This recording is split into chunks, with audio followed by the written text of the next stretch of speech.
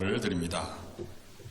올해도 12월 첫 주를 맞이해서 한 달만 남겨놓고 있습니다. 저희들은 대강절 하루하루를 지내고 있습니다.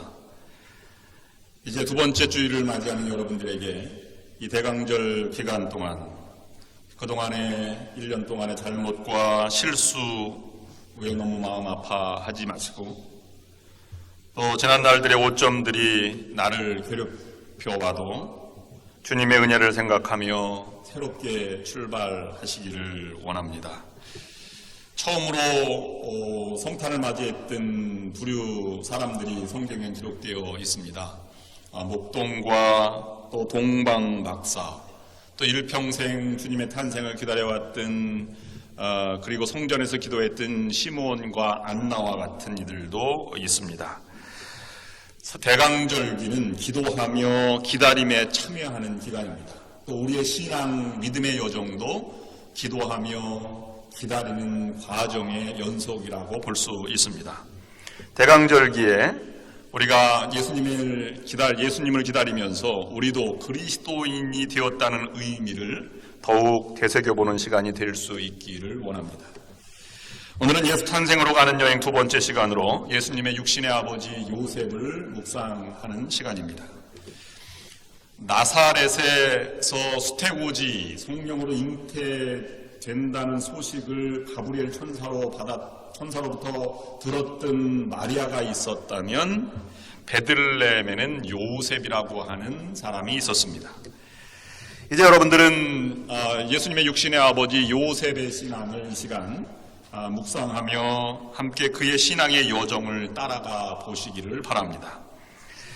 나사렛에서 이 나사렛 지역이 알려지지 않은 지역이지만 거기에 오물가에서 수태고지 소식을 들었든지 아니면 가톨릭 전통에 따라 마리아의 집에서 성령 잉태 소식을 들었든지 마리아는 상당한 충격을 받았고 감당할 수 없는 놀라운 그런 새로운 하나님의 그런 요청을 받았을 때 주여 저는 계집종이오니라고 하면서 그것을 받아들였던 그런 것을 우리가 지난 시간에 묵상하였습니다. 그와 같은 똑같은 충격과 놀라움에 빠진 또 하나의 인물이 있었는데 베들레헴에 사는 요셉이라고 하는 사람이었습니다.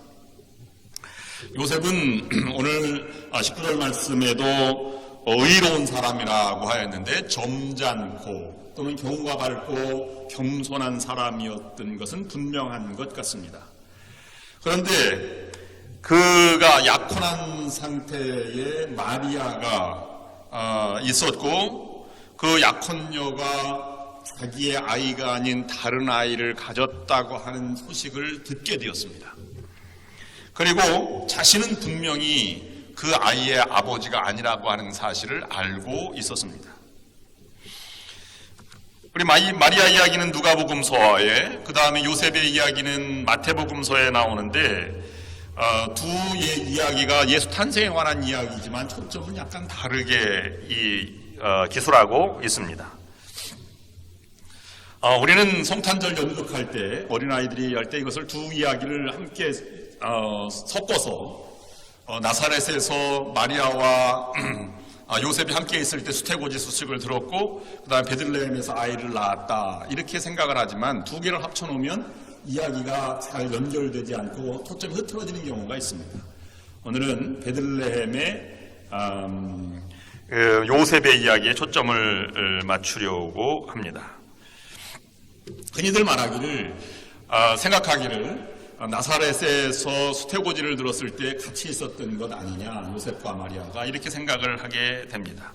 그러나 유대인 전통에 의하면 약혼식을 한 다음에 아마 약혼식도 베들레헴과 나사렛이 걸어서 9일 정도 걸어가는 거리였기 때문에 지인들이나 친척들의 중매로 그 당시에 풍습대로 만났을 가능성이 많이 있었을 것입니다.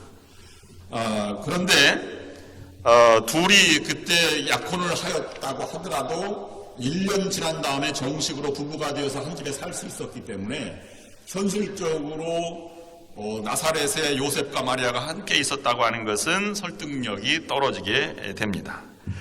마태복음에는 나사렛이라고 하는 지역이 2장 23절에나 등장을 하게 되는데 그때에는 이미 예수님의 나이가 2살쯤 되었을 때라고 기록하고 있습니다. 또 한 가지는 마태복음에서는 베들레헴이 요셉의 고향인 것처럼 기록하고 있습니다. 누가복음 2장 3절에 모든 사람이 호적하러 각각 고향으로 돌아가매 라는 구절이 있고, 또 마태복음에는 베들레헴에서 예수님이 탄생하였다는 두 구절을 합쳐놓으면 베들레헴이 호적하러 갔던 요셉의 고향이었다고 하는 것을 우리가 볼 수 있습니다. 그러면 한 가지 의문점이 생기게 되는데요. 어떻게 베들레헴에 호적하러 들어갔을 때 왜 마리아와 요셉이 여관을 잡았겠는가? 그의 시댁집이 있는데 그곳에서 아이를 낳지 않고 왜 동굴에서 마국간에서 아이를 낳았겠는가 하는 의문점을 가지게 됩니다. 그것은 다음 시간에 함께 묵상해 보도록 하겠습니다. 오늘 요셉 당시의 베들레헴은 인구가 나사렛은 알려지지 않은 작은 지형으로 새싹 또는 샘터가 있는 지역, 생수가 있는 지역이라고 묵상하였지만 베들레헴은 500명에서 1000명 되는 크지 않은 마을이었습니다. 문자적으로는 벳이라고 하는 것이 집이고 둘레헴이 떡이니까 떡집이라고 하는 것인데 오늘날로 말하면 한국식으로는 방앗간 마을이 되겠지요. 예루살렘에서 9.6km, 걸어서 약 2시간 정도 되는 거리에 서쪽에 지중해 쪽으로 있습니다. 그것은 베들레헴의 인근 지역이기 때문에 농촌 마을이었고 초목 지역이기 때문에 목축업이 되는 마을이었습니다. 그래서 예루살렘으로 가는 일용직 노동자라든지 아니면 양치기들이 있었고 양과 염소를 예루살렘으로 공급하는 과정 또는 그것이 들판이었기 때문에 밀과 보리를 농사를 해서 그것을 찧어서 떡이나 곡식으로 예루살렘으로 공급했기 때문에 아마 떡집으로 이렇게 알려진 마을이었던 것 같습니다.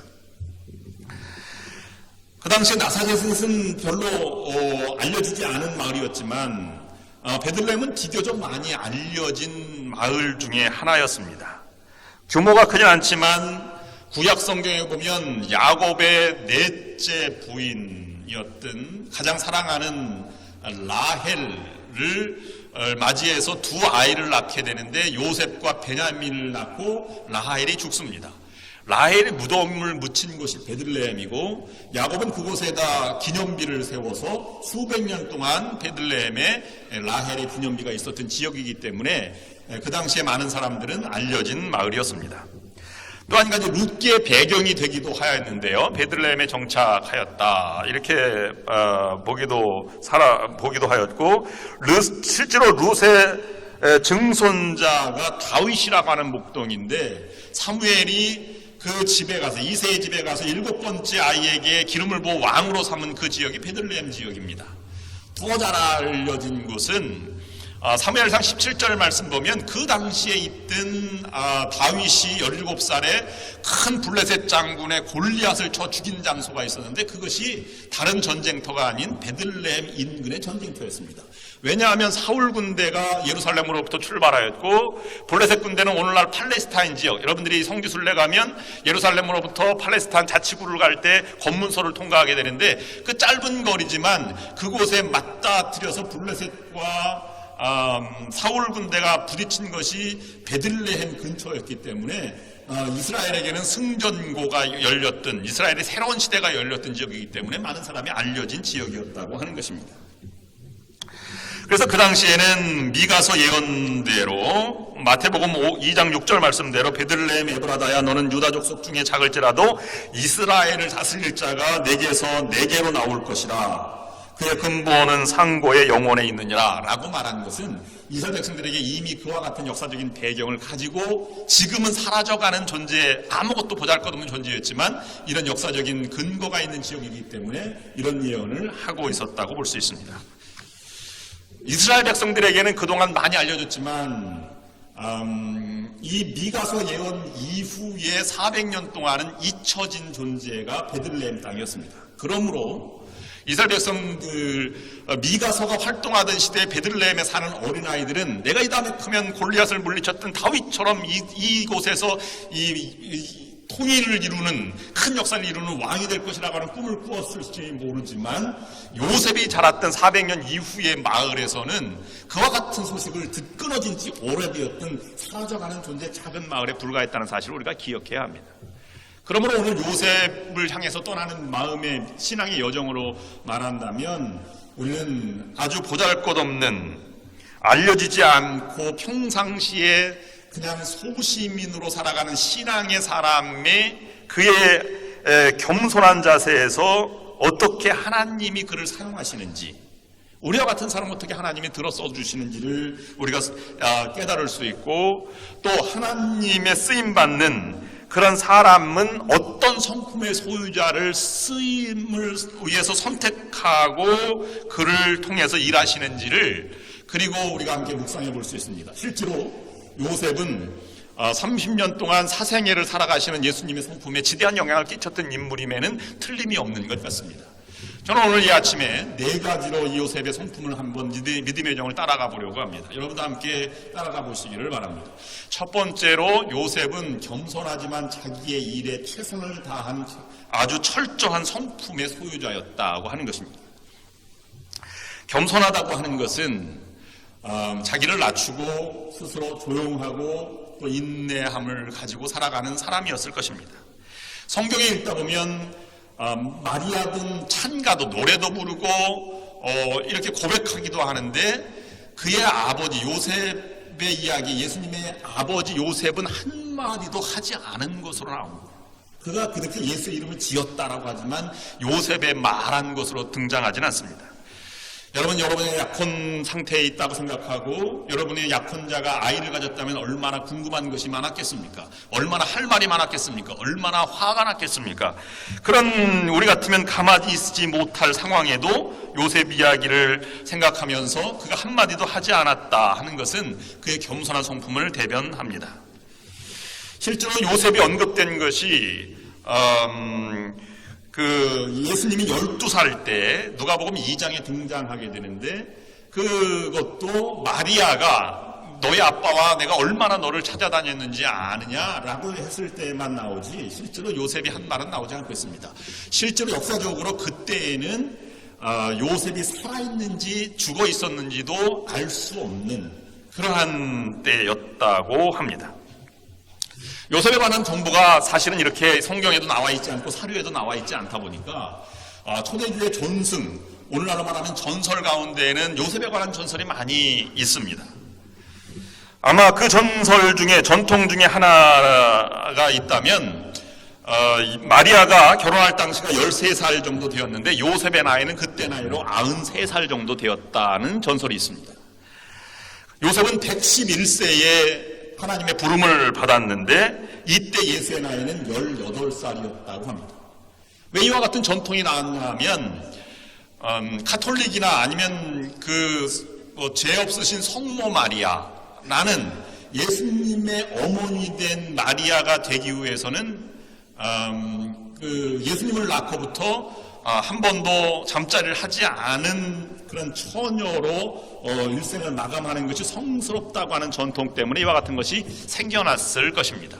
실제로 그리스도교회라든지 아니면 카톨릭에서는 성경에 나오는 예수의 형제라고 자매라고 표현한 사람들도 요셉이 너무 나이가 많았기 때문에 전부인의 아들들이었거나 아니면 이웃 사촌이나 친척들이었을 것이라고 하는 해석이 더 많이 있는 것도 사실입니다. 요셉이 나이 많은 노인이었다는 주장은 초대교회부터 일어나는 종교회와 천주교회에서 많이 일어나게 되는데 여러분 혹시 여담으로 카톨릭 성당에 가서 이렇게 구유해 놓인 그런 성탄절 인형들을 이렇게 놓죠.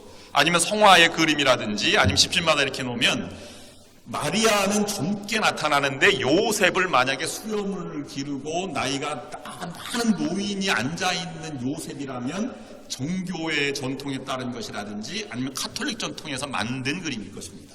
실제로 개신교인들은 그 당시에 일반적인 결혼의 풍습을 따라서 요셉의 나이를 마리아보다 1살 내지 2살 많은 14살이나 15살로 봅니다.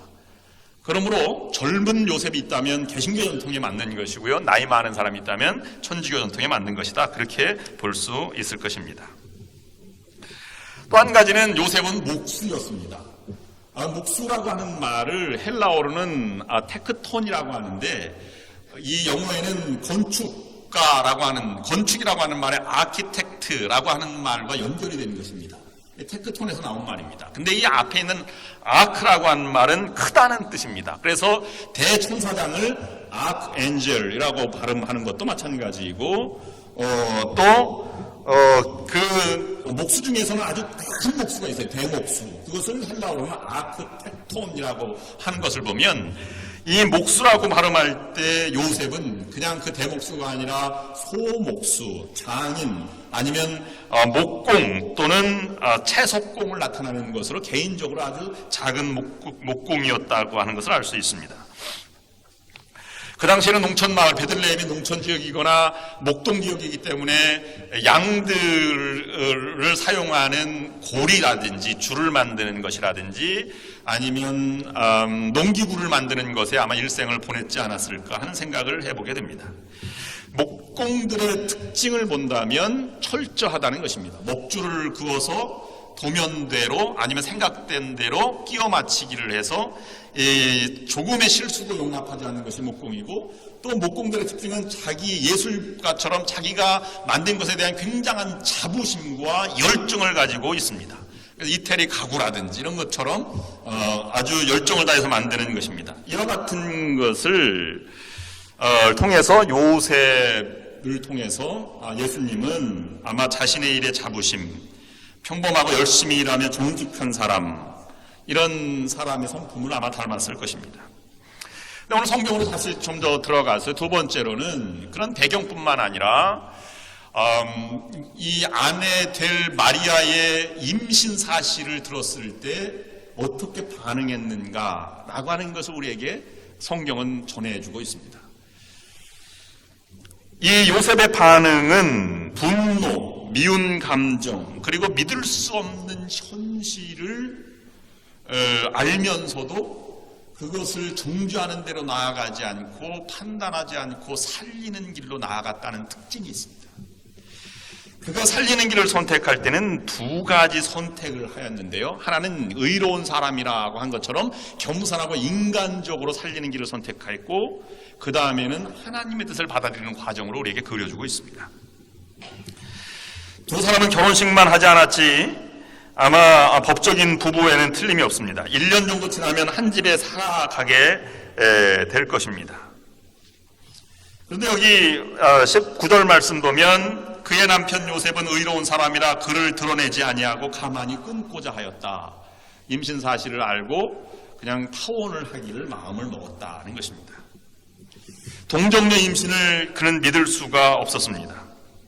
왜냐하면 믿었다면 받아들여서 결혼을 했어야 오는데 조용히 끊고자 했다는 것은 인간적으로 해결 방법을 찾겠다고 하는 것입니다.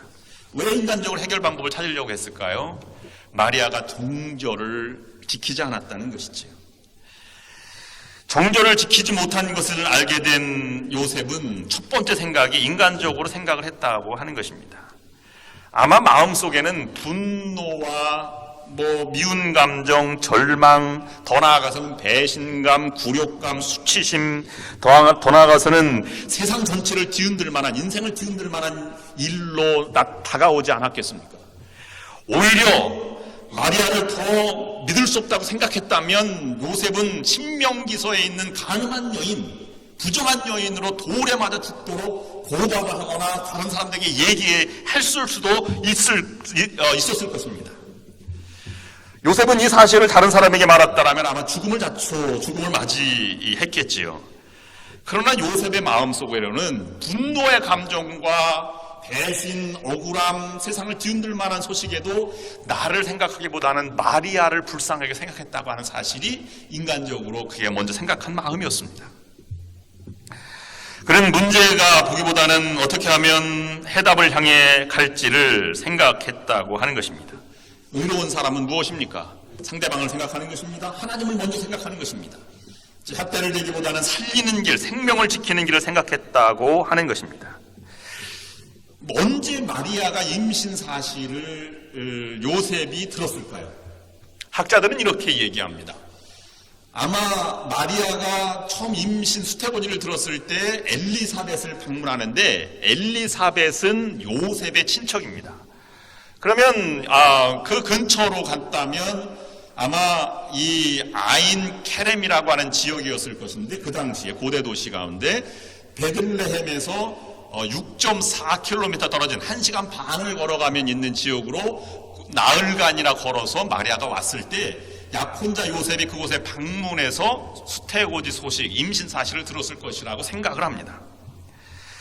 그러면 요셉은 그 얘기를 들었을 때 어떻게 생각을 했겠습니까? 아마 요셉을 들었을 때 믿을 수 없다라고 해서 탁차고 아인케렘에서 베들레헴으로 뛰어왔을 것입니다. 당신은 도대체 믿을 수 없다 이렇게 말을 했는지 안 했는지 알 수 없지만 그 얘기를 정말로 수태고지 소식을 지금 듣고 받아들인 마리아는 그 믿을 수 없는 남편 될 사람을 향해서 눈물을 흘리는 마리아를 우리가 생각해 볼 수 있습니다. 분한 감정, 마리아를 어떻게 배신감의 감정이 베들레헴으로 돌아오면서 이 마음속에, 요셉의 마음속에 마리아의 불쌍한 모습을 생각했다는 것이죠. 먼저 살리는 길을 생각했다는 것입니다.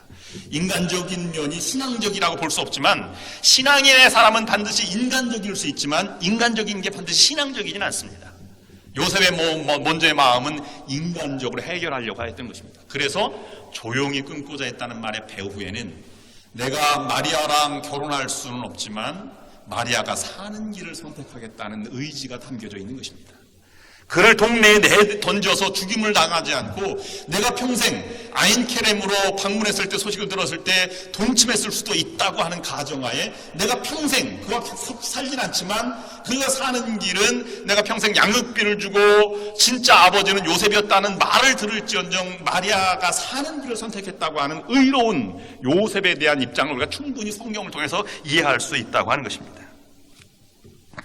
그래서 그는 그곳에서 의로운 그런 사람이라고 하는 것은 율법에 충실했다고 하는 것을 반증하지 않습니다. 율법을 뛰어넘는 사는 길을 선택했다는 것에 신약성서 마태 기자는 의로움이라고 표현한 것입니다.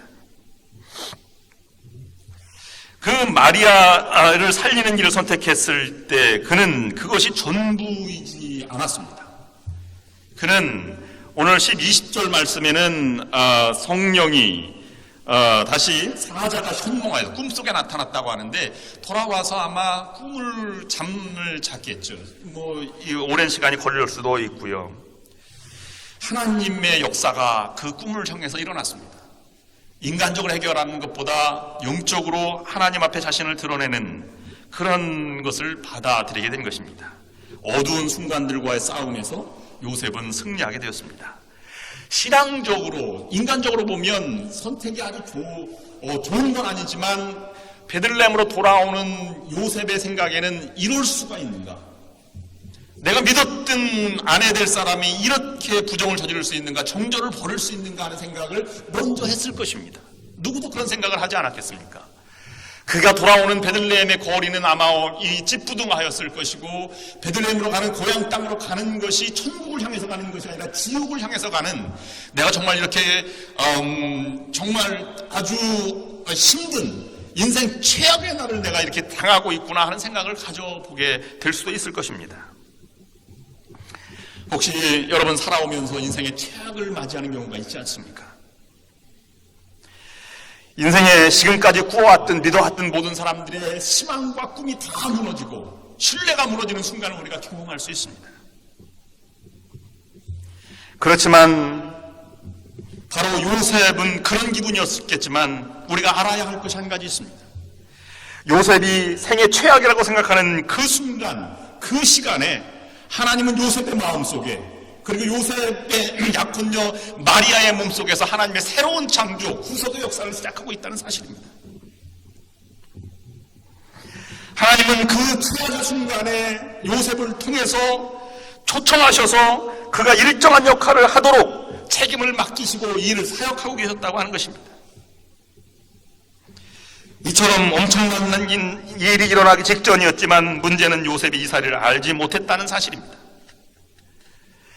나의 삶 속에서도 우리들의 삶 속에서도 하나님은 언제나 고통과 낙심, 좌절과 골칫거리들이 나타날 수 있습니다. 그러나 분명한 것은 하나님은 그 속에서도 엄청난 일을 행하고 계시다는 사실을 우리가 잊어서는 안 된다는 사실입니다. 문제는 그 당시에는 몰랐는데 나중에는 하나님이 개입하심으로 이것이 해결됐다고 하는 사실을 우리가 고백하지 않을 수 없지 않겠습니까? 사도 바울이 말한 대로 모든 것이 합력하여 선을 이루는 하나님께 내어 맡기는 신앙이 우리에게 되어야 하는 것입니다. 요셉도 내가 인간적으로 해결할 수 있는 방법을 뛰어넘어 하나님께 맡기는 신앙으로 가고 있다고 하는 사실을 우리가 생각해 볼 수 있는 것입니다. 우리가 이 어렵고 고생스러울 때, 정말로 참을 수 없을 때 요셉을 생각할 수 있었으면 좋겠습니다. 모든 것이 한꺼번에 잘못되어 갔다고 생각될 때 하나님은 놀라운 일을 계획하고 계신다고 하는 분명한 하나님의 섭리를 믿으시기를 바랍니다. 하나님은 우리의 아픔과 낙심, 골칫거리를 택하시고 사용하셔서 원대한 일을 행하기를 원하십니다. 요셉이 얼마나 큰 복을 스스로 그것을 만약에 받아들이지 않았다면 저버리는 사람이 되었을지를 우리가 알 수 있습니다. 오늘 이 요셉의 이야기 가운데 우리에게 중요한 것은 아무리 힘들고 절망스러워도 그것을 뛰어넘어 포기하고 좌절하고 그것에 물러서지 말 것을, 그냥 나 몰라라 낙심되는 상황에 떠나면 안 된다고 하는 사실을 우리에게 보여주고 있는 것입니다. 하나님은 하나님의 일을 위해서 그 일을 우리에게 허락해 주셨고 그것을 어떻게 받아들이느냐에 따라서 얼마나 놀라운 일을 계획하고 계신지를 우리가 깊이 있게 묵상하도록 초청하고 계시다고 하는 것입니다. 요셉은 잠자리에 들었고 환상 가운데 꿈을 꾸어서 천사가 말할 때 그것을 받아들였습니다. 그래서 그의 아이의 이름을 예수라 하였다. 오늘 본문 말씀을 그렇게 기록하고 있는 것입니다.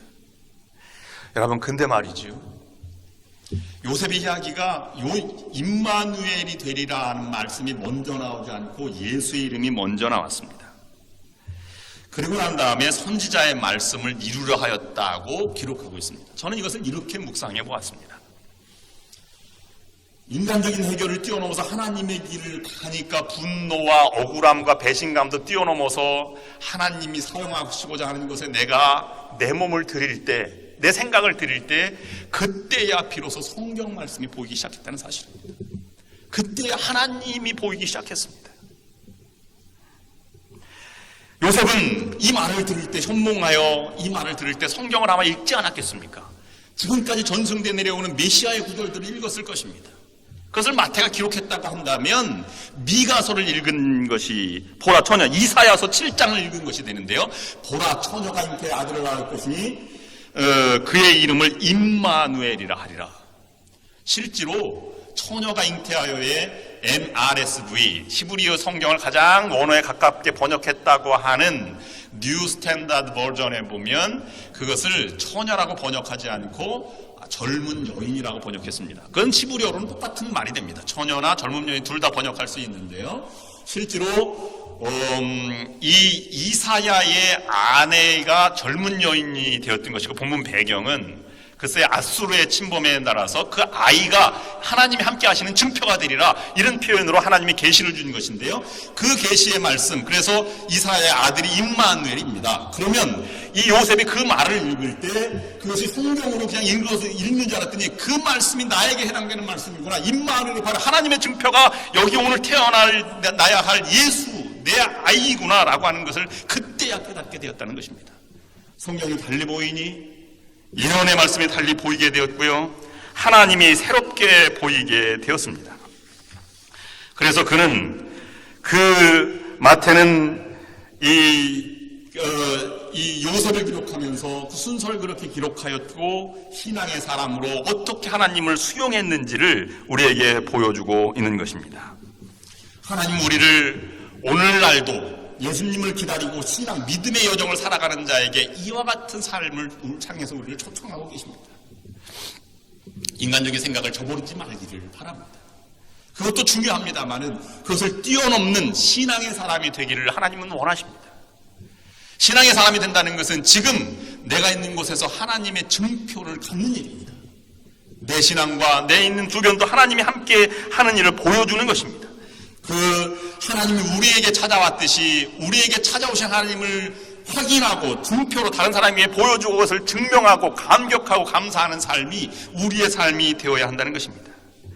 하나님의 함께하신 임재를 체험하도록 성육신하도록 우리가 오늘 부름받은 존재인 것입니다. 교회에서는 어려운 사람들이 많이 있습니다. 이 어려운 사람들에게 그들이 하나님의 임재를 느낄 수 있도록 우리가 함께 해주도록 우리를 불렀다고 하는 것입니다. 그렇게 가려고 한다면 요셉처럼 우리도 하나님의 말씀을 받아들이고 성경 말씀을 받아들이는 자세가 필요한 것입니다. 마지막으로 우리가 묵상해보고자 하는 것은 처음에 서두에 아키텍톤, 목공 또는 장인이라고 번역한 이것이 요셉이었다고 한다면 그 당시에 목수가 있었는데 헤롯이라고 하는 로마의 후원을 받아서 통치자가 진정한 유다의 회복을 위해서 통치하고 싶었던 왕이 있었는데 BC 27년부터 AD 4년 예수님이 태어날 때까지 왕이 되었던 헤롯이라고 하는 왕입니다. 헤롯은 그의 명성에 걸맞게 유다를 회복하기 위해서 건축을 시작했는데요.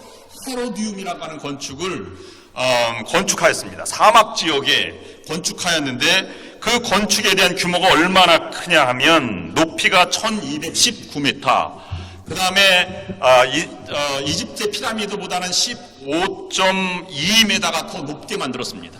그것도 사막에다 사람이 사는 겨울 휴양지로 만들었습니다.